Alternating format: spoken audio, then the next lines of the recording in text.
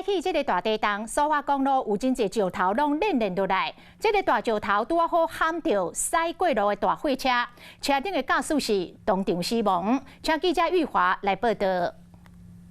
好的，主播可以看到苏花公路不断有落石滚下来，石块都堆积在路上，现场一片狼藉。紧邻海岸的护栏甚至已经不见，情况非常的棘手，也造成许多人员伤亡。目前花莲县共有4起死亡案件，其中1名大货车司机在经过大清水隧道苏花公路北段158公里处遭到落石击中，当场不治身亡。